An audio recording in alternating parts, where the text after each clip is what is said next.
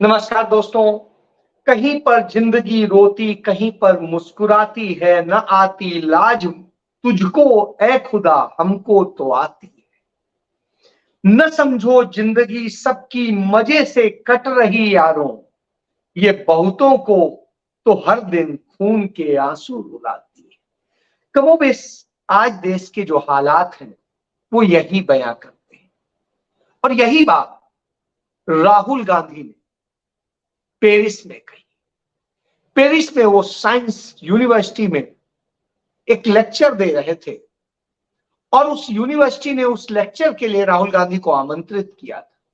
वहां पर उनके लेक्चर के साथ में सवाल जवाब, सिर्फ मन की बात नहीं थी। जब सवाल हो रहे थे, कठिन से कठिन सवाल थे, सरल से सरल सवाल, सबके जवाब दिए जा रहे थे। तब राहुल गांधी ने बताया कि कैसे हिंदुस्तान के अंदर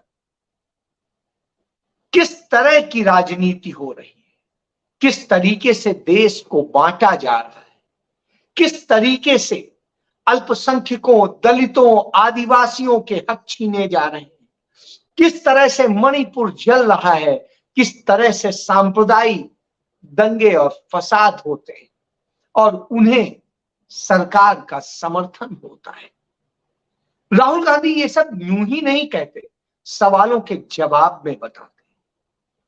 और जब वो बात करते हैं तो भारत को डिफेंड करते हैं, वो इंडिया को डिफेंड करते हैं, क्योंकि वो उनका देश है। और डिफेंड करने के बावजूद सत्यता से वो मुंह नहीं मोड़ते, बताते हैं। तो जो हालात वो बयां करते हैं उसमें वो बताते हैं कि कैसे भारतीय जनता पार्टी ने, नरेंद्र मोदी की सरकार किस तरीके से हिंदू धर्म का जो वास्तविक धर्म है उसका कैसे दुरुपयोग किया है और झूठ बोला है। उन्होंने हिंदू धर्म के विपरीत व्यवहार किया है। हिंदू धर्म को लेकर के उन्होंने कहा, मैंने उपनिषद पढ़े हैं, मैंने गीता पढ़ी है, मैंने तमाम और हिंदू धर्म के ग्रंथ पढ़े हैं, किसी भी ग्रंथ में हिंसा नहीं सिखाई जाती, किसी भी ग्रंथ में बांटना नहीं सिखाया जाता, किसी भी ग्रंथ में हक मारना नहीं सिखाया जाता। सभी समानता की बात करते हैं, सभी प्रेम सद्भाव की बात करते हैं। और हिंदू धर्म तो इतना बड़ा संदेश देता है कि सबको जोड़िए, सबको लेकर चलिए, इसीलिए वसुधैव कुटुंबकम कहता है। लेकिन भारतीय जनता पार्टी की सरकार ने जो हिंदूवादी और हिंदुत्व का नाम देते हैं वो वास्तव में हिंदू धर्म के खिलाफ है। जो वो आचरण करते और करवाते हैं वो हिंदू धर्म को खत्म करने वाला, तोड़ने वाला है, वो उसकी मूल भावनाओं को खत्म करने वाला है। तो राहुल गांधी इस तरह से अपने धर्म का बचाव करते हैं। वो बताते हैं कि कैसे हिंदू धर्म कितना महान है और उसे इस तरह की हरकतों द्वारा किसने बदनाम कर दिया, यह भी बताते हैं। वो बताते हैं कि किस तरह के हालात और कैसे देश को बांटा जाता है। वो यह भी बताते हैं कि किस तरीके से देश के 60% मतों को रिप्रेजेंट करने वाले इंडिया गठबंधन को उपेक्षित किया जाता है, उसके साथ तमाम तरह के दुराभाव किए जाते हैं, और किस तरीके से जो अल्पसंख्यक पार्टी है भारतीय जनता पार्टी, वो किस तरीके से सत्ता का दुरुपयोग करती है और कैसे बहुसंख्यक जो वोट है उनको रिप्रेजेंट करने वालों को दबाती है, उनको परेशान करती है। उन्होंने कहा किस तरीके से हिंदुस्तान के अंदर बेरोजगारी हो गई है, और 40 साल के इतिहास को अगर देखें तो सबसे ज्यादा बेरोजगार हिंदुस्तान में, और बेरोजगारों की जो संख्या है हिंदुस्तान में वो दुनिया में सबसे ज्यादा है। ये चिंता पैदा करती है किस तरीके से जिन्हें लोग निचली जाति कहते हैं उनके लोगों के साथ में किस तरह से व्यवहार हो रहा है, क्या घृणा का बर्ताव हो रहा है, इन सब चीजों को लेकर राहुल गांधी विस्तृत बताते हैं।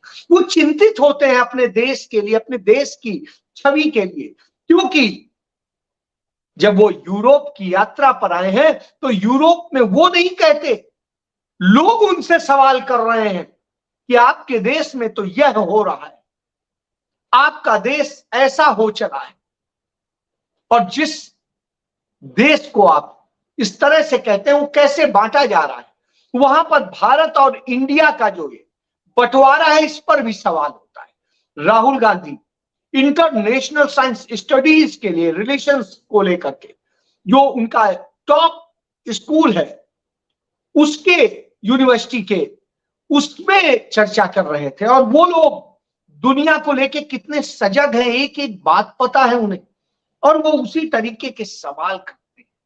जब वो सवाल करते हैं तो देश के बचाव में राहुल गांधी किस तरीके से बचाते हैं, लेकिन स्थिति क्या होती है, वो कहते हैं जिस तरीके से प्रधानमंत्री नरेंद्र मोदी व्यवहार कर रहे हैं उसके कारण बहुत सारी समस्याएं हैं, लेकिन अगर वो तैयार हो जाए, डिसाइड हो जाए, कर लें, तो कल समस्याएं, वायलेंस, हिंसा रुक सकती है, और उसके लिए कुछ थोड़े से प्रयास करने की जरूरत है। लेकिन वो नहीं करना चाहते, वो चाहते हैं ये हिंसा हो, ये तनाव हो, क्योंकि यही वो वोट बैंक में तब्दील करते हैं। तो उनके लिए वोट सबसे ज्यादा ऊपर, और उसको लेकर वो यह भी बताते हैं कि कैसे चंद पूंजीपतियों का लाभ पहुंचाने के लिए, उनको मुनाफा कमवाने के लिए नरेंद्र मोदी सरकार इस देश के लोगों का हक मारती है, और वो पैसा कैसे उनकी झोली में डालती है और यहां के लोगों को कंगाल करती है। उनके अपने पैसे चले जाते हैं और वो चंद पूंजीपति सब कुछ बना लेते हैं। तो जब इन सब चीजों पर चर्चा करती है तो निश्चित रूप से राहुल गांधी की बातों को गंभीरता से लेने वाला इसलिए है क्योंकि पूरी दुनिया उसको लेकर के, वो गीता, उपनिषद और सबको लेकर के उसका जिक्र करते हैं, और कहते हैं जब मैंने उसे पढ़ा तो उसमें क्या क्या है, किस तरह से है, हिंदू धर्म को कितना बेहतरीन बताया गया है, इसको लेके है, और किस तरह से भारतीय जनता पार्टी की सरकार किस तरीके से बर्बाद कर रही है और देश के साथ खिलवाड़ कर रही है, आरएसएस किस तरीके से जहर घोर रही है समाज में, देश के लोगों में, और उसे बंटवारा कर रही है। उसे बांटने का काम आता है, जोड़ने का काम नहीं आता। इसीलिए हमारी मजबूरी थी और हमने भारत जोड़ो यात्रा की। हमने भारत को जोड़ने की कोशिश की, जिन्हें तमाम चीजों में कहीं वर्ग के नाम पे, कहीं जात के नाम पे, कहीं धर्म के नाम पे, कहीं किसी नाम पर बांट दिया गया, और हम उस बंटवारे को खत्म करना चाहते हैं। हम एक सूत्र में पिरोना चाहते हैं, क्योंकि हमारे बुजुर्गों ने, नेताओं ने इस देश को, तमाम राज्यों को एक जोड़ करके एक सूत्र में पिरोया, तब यह भारत गणराज्य बना, और इसीलिए उन्होंने इंडिया दैट इज भारत नाम दिया, जो राज्यों का समूह है, यानी गणराज्य है। तो आप ये समझिए, ये सारी बातें संविधान में लिखी गई हैं, और उन सब चीजों को लेकर के वो किस तरीके से बताते हैं कि इस देश में उत्पादन की कितनी आवश्यकता है, क्यों बढ़ाने की जरूरत है, और क्यों चीन के उत्पादन को डिक्लाइन करने की जरूरत। वो कहते हैं मैं, यह नहीं है कि तमाम सारे जो कारपोरेट हैं और काम कर रहे हैं उनका विरोधी हूं, मैं किसी का विरोधी नहीं, लेकिन मैं क्रोनी कैपिटल का विरोधी हूं, और उसके कारण जो स्थितियां होती हैं वो है क्योंकि वो लूटती है, वो प्रतिस्पर्धा नहीं करती। तो हम चाहते हैं कि भारत में, भारत की कंपनियां खुद उत्पादन करें, क्यों हम चीन से खरीदें, कोई कहीं और से क्यों खरीदे, हम उत्पादन करें, हम उसकी लागत को टेक्नोलॉजी के जरिए, दूसरे जरिए से कम करें, और हम दुनिया में निर्यात करें। इससे हमारे देश के लोगों को रोजगार मिलेगा, हमारे देश के लोगों को नौकरियां मिलेंगी, हमारे देश के लोग समृद्ध होंगे। तो हमें चीन से नहीं, चीन के उन उत्पादों से खतरा है, हमें चीन की अतिक्रमणकारी नीति से खतरा है, हमें किस तरह से जो खतरा है उससे हमें बचने की जरूरत है। हम किसी के विरोधी नहीं है। उसके अलावा उन्होंने कहा किस तरीके से भारत का संविधान कितना महान है और किस तरीके से उन्होंने इसका सवाल का जवाब दिया कि हमारा संविधान किस तरह से सबको समानता की बात करता है, सबको जोड़ने की बात करता है, और हम उसी प्रयास में लगे और इसीलिए हमने भारत जोड़ो यात्रा की थी। और अब हमारे लोग पूरे देश में उसकी कड़ी में कड़ी मिला रहे हैं और संवाद यात्रा कर रहे हैं।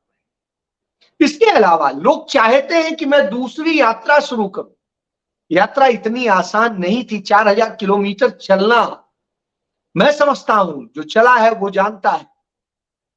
तो ऐसी स्थिति में, लेकिन ऐसा नहीं है, मैं करना चाहता हूं, करूंगा, लेकिन इस देश को कैसे जोड़ा जाए उसके पहले जो बहुत सारी प्राथमिकताएं हैं उनको लेके करता। राहुल गांधी को तमाम यूनिवर्सिटीज लगातार बुलाती हैं, तमाम सारी। अब जिस तरीके से पेरिस में यूनिवर्सिटी ने बुलाया, उसके पहले और है ब्रुसेल्स में उन्होंने प्रेस क्लब में चर्चा की, वहां के सांसदों के साथ में चर्चा की, तमाम सोशल सोसाइटीज से चर्चा की, और श्रमिक संगठनों से मिल रहे हैं, कामगारों से मिल रहे हैं। वहां भी समझ रहे हैं कि कैसे हमारे देश के कामगारों का जीवन उस तरह से बेहतर बनाया जा सकता है।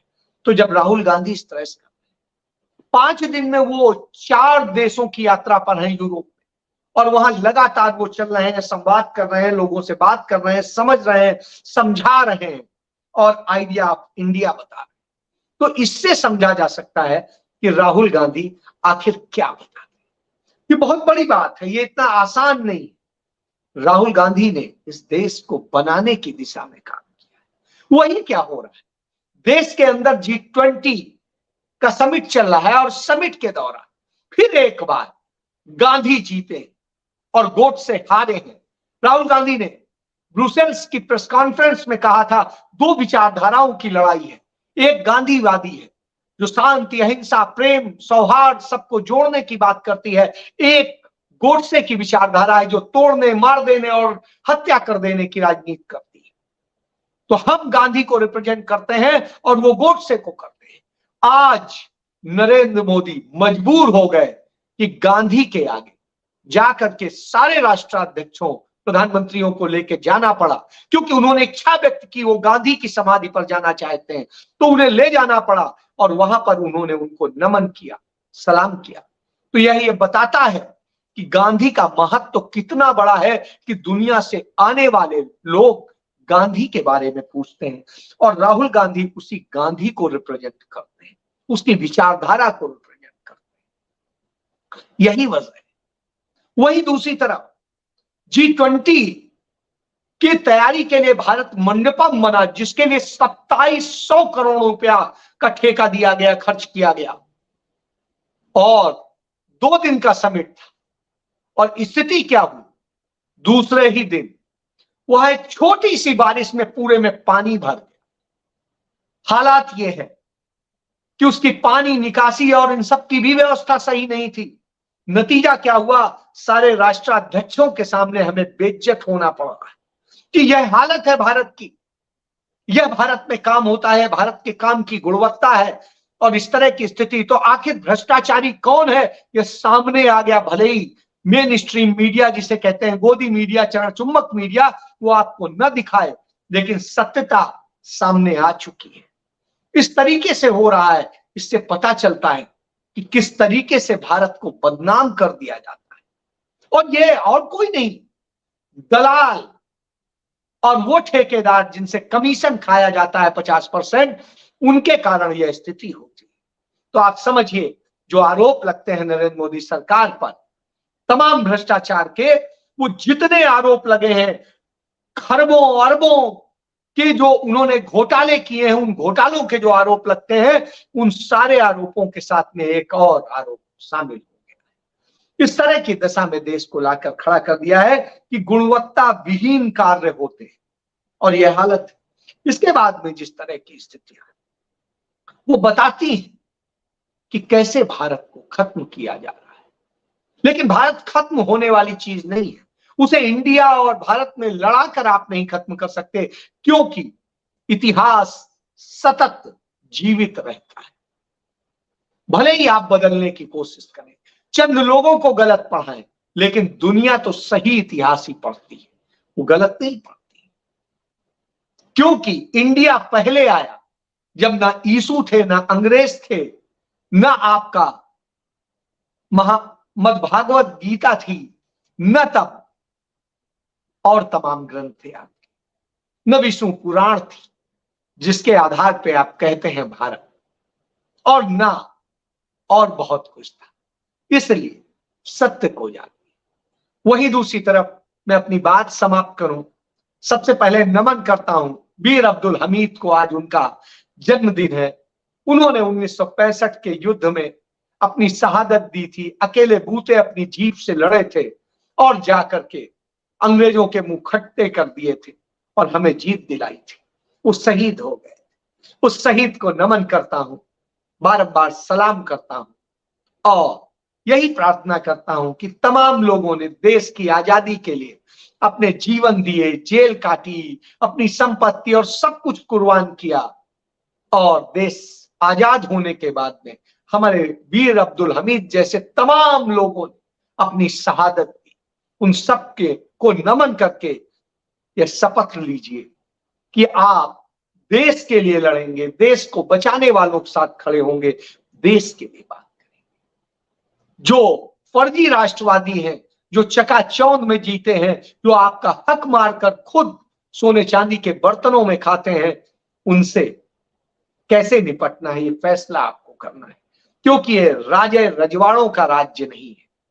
उसको हमने दरकिनार करके, पंडित नेहरू ने इसे, इंदिरा गांधी ने इसे भारत का गणराज्य बनाया था। वो गणराज्य जो इस देश के हर नागरिक को अधिकार देता है, वो अपनी सरकार खुद चुने। जय